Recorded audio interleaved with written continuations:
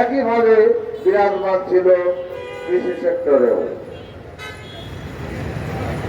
আরো ছিল কি শুধুমাত্র হাসিনা তোষণ নীতি। সেই পরিপ্রেক্ষিতে সেই অরাজকতার প্রধান হোতা বড় পুত্র কুখ্যাত কৃষিবিদ মোস্তাফিজুর রহমান শ্যামল, যে কিনা ফ্যাসিস্ট সরকারের পৃষ্ঠপোষকতায় দীর্ঘ 16 বছর এই কৃষি সেক্টর সহ অন্যান্য সেক্টরে দাপিয়ে বেরিয়েছেন এবং তৈরি করে ফেললেন ভয়াল পরিবেশ, যার শিকার আমি এবং আমার মতো বাংলাদেশের 70% যারা সরাসরি কৃষি কাজের সাথে জড়িত। এমন অবস্থায় উনি তোষণ নীতির অনুপম উদাহরণ হিসাবে বগুড়ার শেরপুর উপজেলায় 100 বিঘা জায়গার উপরে শেখ মুজিবের সাক্ষ্যচিত্র অর্থাৎ শস্যচিত্রে শেখ মুজিব এটা প্রতিস্থাপন করে গিনেস বুক অব ওয়ার্ল্ড রেকর্ডসে নাম উঠিয়েছে। উদ্দেশ্য কি? সবার কাছে পরিষ্কার, উনি ক্ষমতায় যেতে চায়, উনি দেশে কৃষি খাতে লুটপাট করতে চায়, অরাজক পরিস্থিতি সৃষ্টি করতে চায়, যার শিকার বাংলাদেশের প্রতিটা কৃষক। কৃষি আমাদের দেশের প্রাণ। সেই কৃষিতে এত বড় অন্যায়, এত অত্যাচারী একজন মানুষ এখনো আমাদের মাঝে বিরাজমান আছে। অন্যদিকে একই সাথে উনি এই যে শস্যচিত্রে শেখ মুজিব করেছেন সেটা করতে যে বিভিন্ন সরকারি বেসরকারি প্রতিষ্ঠান থেকে অসম্ভব ধরনের বিরাট ধরনের চাঁদাবাজি করেছেন। সেরকম লোককে কি আমাদের থাকতে দেওয়া উচিত? আমি এবার বলতে চাই, ওনার প্রধান উদ্দেশ্য ছিল কৃষি সেক্টরে একচ্ছত্র আধিপত্য বিস্তার করা এবং লুটপাট করা। এই লুটপাট করে উনি কিন্তু একা করেন নাই।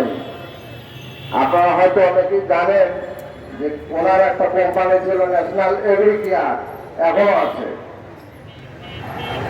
ওনার সাথে আরো একটা প্রতিষ্ঠান করেছিলেন ওয়ান আইটি, যার পার্টনার ছিলেন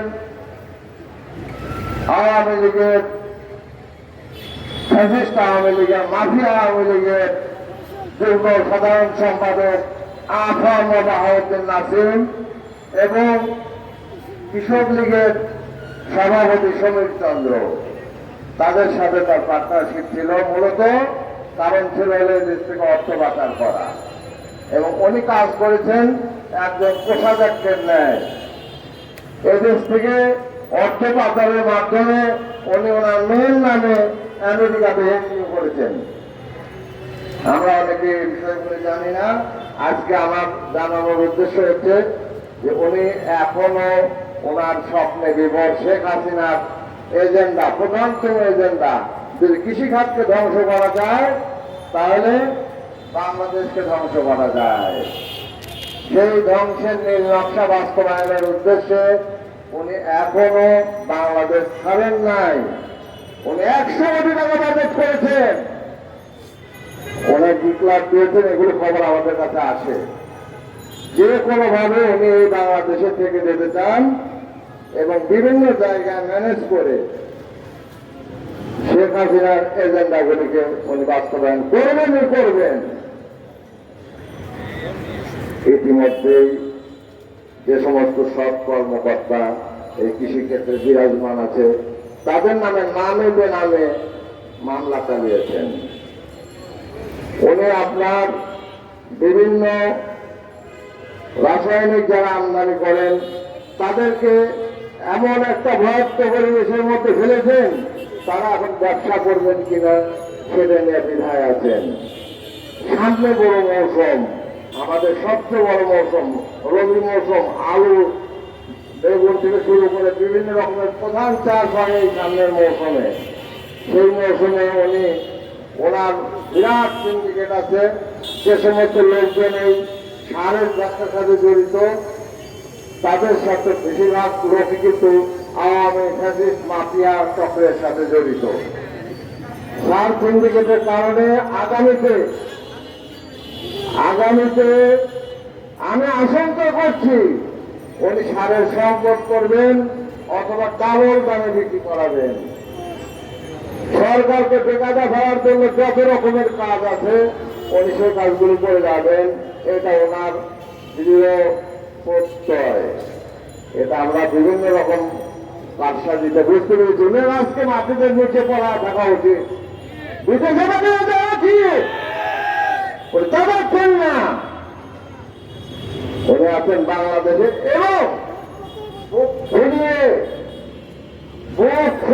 উনি বিভিন্ন রকম উপদেষ্টার সাথে, বিভিন্ন সচিবের সাথে, বিভিন্ন কৃষি সেক্টরের বিভিন্ন কর্মকর্তাদের সাথে যোগ সাজসের জন্য ধর্ণা দিচ্ছেন।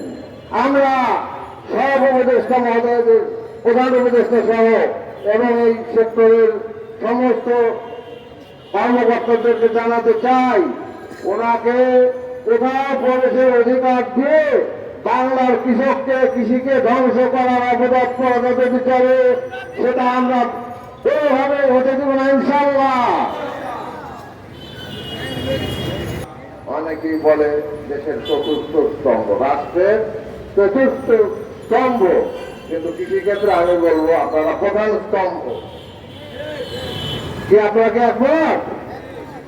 আজকে আপনাদের উপর নির্ভর করছে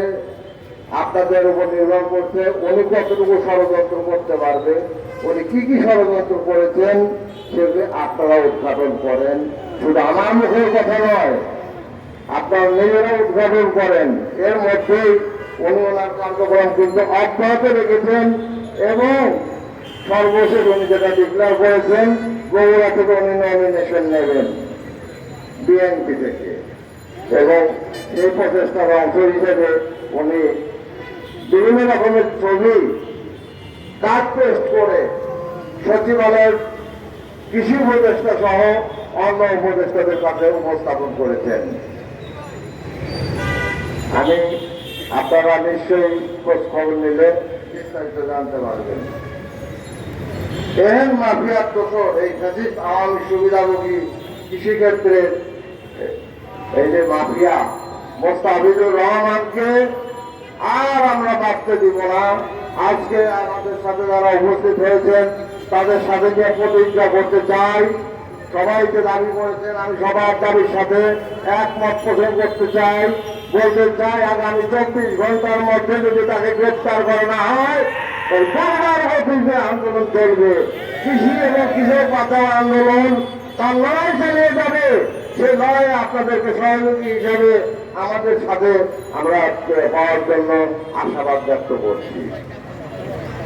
পরিশেষে আমার বক্তব্য আর দীর্ঘায়িত করতে চাই না। আপনারা অনেক সময় দিয়েছেন, অনেক বক্তার অনেক মূল্যবান বক্তব্য শুনেছেন।